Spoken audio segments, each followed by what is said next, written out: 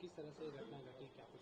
कल joint parliamentary committee on वक्फ की बैठक हो रही थी और उसमें जिस तरह की घटना टीएमसी के सांसद श्री कल्याण बनर्जी के द्वारा कांच की बोतल को तोड़ करके मेज पे जिस गुस्से से, आवेश से और जिस तरह से आपा खो गए और उन्होंने मेरे ऊपर उसको फेंका।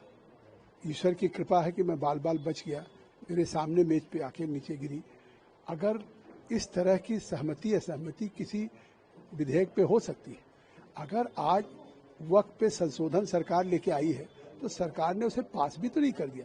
सरकार ने खुद संसदीय कार्य मंत्री श्री किरण रिजिजू जी, जो अल्पसंख्यक मंत्री भी हैं, उन्होंने स्पीकर साहब से कहा कि आप इसे ज्वाइंट पार्लियामेंट्री कमेटी को भेज दें, जिससे इस पे और थ्रेड एंड बेयर डिस्कशन हो जाए और कंप्रहेंसिव डिस्कशन हो जाए, ज़्यादा से ज़्यादा स्टेक होल्डर्स और हितधारकों से हो जाए, वक्फ बोर्ड से हो जाए, हमारे मुस्लिम संगठन से हो जाए, या और माइनॉरिटीज़ के, या जो इंटरेस्टेड लोग हैं, या जो हमारे तमाम टेनेंट्स हैं वक्फ के, वो सभी स्टेक होल्डर के साथ बातचीत हो जाए।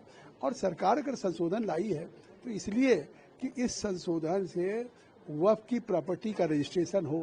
वक्फ प्रॉपर्टी जो करता है गॉड के नेम पे, तो कम से कम उसका फ़ायदा गरीब मुसलमान को, आम पसमानदा को, महिलाओं को, बच्चों को मिले, एजुकेशन के लिए हो, हेल्थ के लिए हो।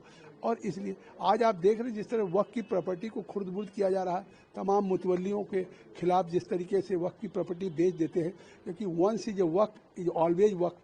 अगर वक्फ की प्रॉपर्टी बेची नहीं जा सकती आज, तो अगर इस सरकार उसको और बेहतर सुव्यवस्थित करना चाहती है, उसके लिए संशोधन लेके आई है। आप न भी सहमत हों तो उस असहमति से आप रोज 16 बैठकें हो चुकी, लगभग 65 घंटे हम दिल्ली में बैठ चुके, हम मुंबई जा चुके, वहाँ पे तमाम स्टेक होल्डर से मिले, स्टेट गवर्नमेंट से, वक्फ बोर्ड से, माइनॉरिटी कमीशन, तेलंगाना गवर्नमेंट के पास गए और सभी गवर्नमेंट के लोग, चाहे वहाँ तेलंगाना में कांग्रेस की गवर्नमेंट हो, कर्नाटका में कांग्रेस की गवर्नमेंट हो, तमिलनाडु में डीएमके की गवर्नमेंट हो, सभी गवर्नमेंट के ऑर्गेनाइजेशन के साथ, वक्फ बोर्ड के साथ, माइनॉरिटी कमीशन के साथ मिल रहे हैं।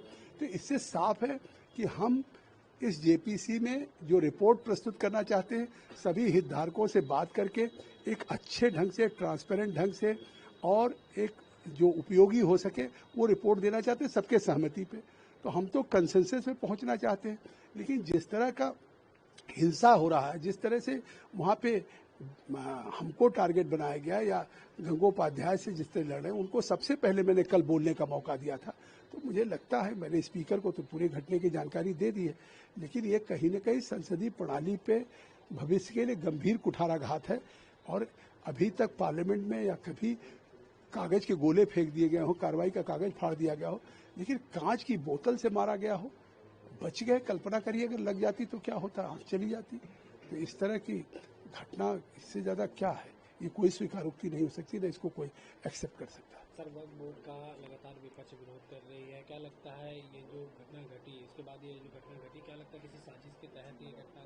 अब देखिए, जब वक्फ बोर्ड जेपीसी में डिस्कस हो रहा है, उसमें सभी पार्टी के मेंबर्स हैं, चाहे तृणमूल कांग्रेस हो, चाहे कांग्रेस हो, चाहे डीएमके हो, चाहे मतलब सारी पार्टियां हैं। तो उन पार्टियों के लोगों को पूरा अपना मौका मिल रहा है और जो बात अपनी कह रहे हैं, ओवैसी साहब भी हैं, वो भी बात कहते हैं, एक एक घंटे बोलते हैं। तो आखिर वो भी बात तो प्रजातंत्र में अपनी बात को प्रभावी ढंग से कह रहे हैं। वो इस बिल से सहमत नहीं है, असहमति व्यक्त कर रहे हैं। तो उनसे तो आखिर उनसे तो हमने कोई असहमति नहीं व्यक्त की कि आप क्यों इस बिल के खिलाफ असहमति व्यक्त करें। हर आदमी को अधिकार, चाहे सहमति चाहे असहमति करे या जो भी अपने से।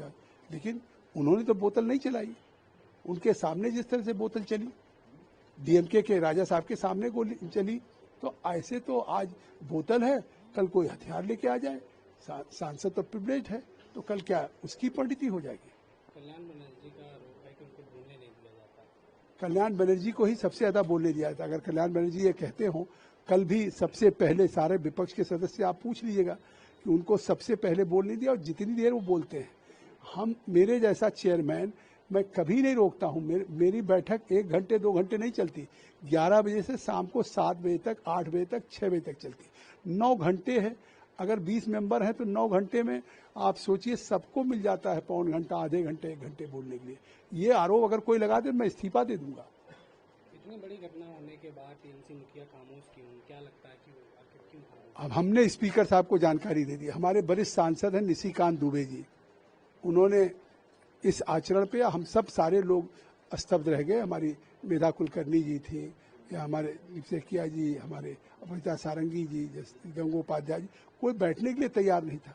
तो उनको उस समिति में एक प्रस्ताव पारित हुआ निशिकांत दुबे जी के, और उनको अगली एक बैठक के लिए हम लोगों ने उनको निष्कासित किया है, जिससे बैठक चल सके सुचारू रूप से।